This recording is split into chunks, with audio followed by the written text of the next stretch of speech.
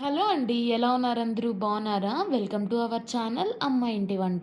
ముందుగా ఎవరైనా కొత్త వాళ్ళు మన ఛానల్ చూస్తున్నట్లయితే సబ్స్క్రైబ్ చేసుకోండి.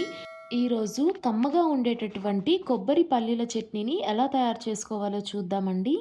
మీలో ఎవరైనా తిరుమలకి వెళ్ళినప్పుడు అక్కడ అన్నప్రసాదాన్ని తిని ఉంటే ఒక్కసారన్నా ఈ కొబ్బరి పల్లీల చట్నీని రుచి చూసి ఉంటారండి. ఇలా నేను చూపిస్తున్నట్లుగా ఈ కొబ్బరి పల్లీ చట్నీ చేసుకోండి. అచ్చం అదే రుచితో కమ్మగా ఉంటుంది. ఇలా పచ్చడి చేసుకొని అన్నంలో కొంచెం నెయ్యి వేసుకొని తిన్నారంటే మొత్తం అన్నం దీంతోనే అయిపిచ్చేస్తారండి. సో లేట్ చేయకుండా తయారీ విధానాన్ని చూసేద్దాం. ముందుగా స్టవ్ మీద బాండీ పెట్టుకొని ఇందులోకి హాఫ్ కప్ దాకా పల్లీలను వేయించుకోండి. పల్లీలను వేయించుకునేటప్పుడు ఆయిల్ ఏమీ యాడ్ చేసుకోకుండా మీడియం టు హై ఫ్లేమ్లో ఉంచుకొని వేయించుకోండి. పల్లీలను కలుపుతూ వేయించుకోండి, లేదంటే పల్లీలు మాడిపోతాయి. పల్లీలు వేగిన తర్వాత వీటిని ఒక ప్లేట్లోకి తీసుకొని పక్కన పెట్టుకోండి.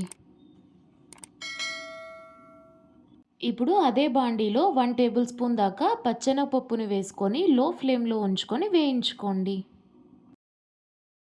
ఇవి కొంచెం వేగిన తర్వాత ఇందులోకే హాఫ్ టేబుల్ స్పూన్ జీలకర్ర, అలాగే 1 టేబుల్ స్పూన్ ధనియాలను కూడా యాడ్ చేసుకొని వీటిని కూడా వేయించుకోండి.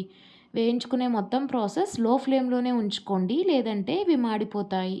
ధనియాలు వేగిన తర్వాత చివరిగా ఇందులోకి ఒక 5-6 ఎండుమిర్చిని తీసుకొని వేయించుకోండి. నేను ఇక్కడ దేశీ వెరైటీ ఎండుమిర్చిని తీసుకుంటున్నానండి. మీరు కారం ఎక్కువ ఇష్టపడేవారైతే ఇంకొక 2 ఎండుమిర్చిని కూడా యాడ్ చేసుకోవచ్చు. మనం వేసుకున్న దినుసులు అలాగే ఎండుమిర్చి చక్కగా వేగిన తర్వాత వీటిని కూడా ఒక ప్లేట్లోకి తీసుకొని పక్కన పెట్టుకోండి. ఇప్పుడు ఇందులోకి 1 కప్పు దాకా కొబ్బరిని తీసుకొని వేసుకోండి.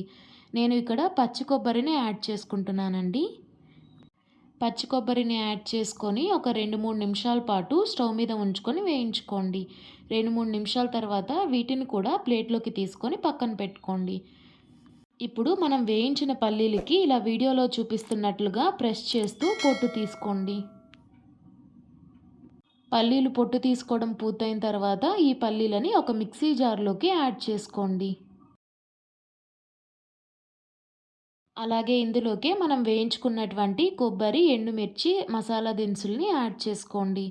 ఇందులోకి చిన్న నిమ్మకాయ సైజ్ అంతా చింతపండును కూడా యాడ్ చేసుకొని half table spoon salt add చేసుకొని వీటన్నిటిని కచ్చా పచ్చాగా మిక్సీ పట్టుకోండి.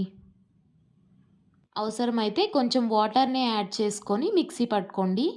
చూస్తున్నారు కదా, ఇలా వీడియోలో చూపిస్తున్నట్లుగా కొంచెం బరకగా కచ్చా పచ్చాగా మిక్సీ పట్టుకున్నారంటే రోట్లో దంచుకున్నట్లుగా రుచిగా ఉంటుంది. మీకు ఇష్టమైతే ఇందులోకి ఒక చిన్న ఉల్లిపాయను కూడా యాడ్ చేసుకొని కచ్చా పచ్చాగా మిక్సీ పట్టుకోవచ్చు. ఇప్పుడు ఈ పచ్చడిలోకి మనం పోపుని వేసుకుందామండి.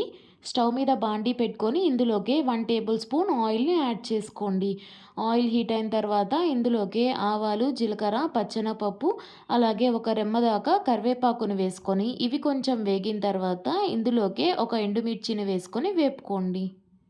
ఇవన్నీ వేగిన తర్వాత మనం మిక్సీ పట్టి పెట్టుకున్నటువంటి కొబ్బరి పల్లి చట్నీని వేసుకోండి.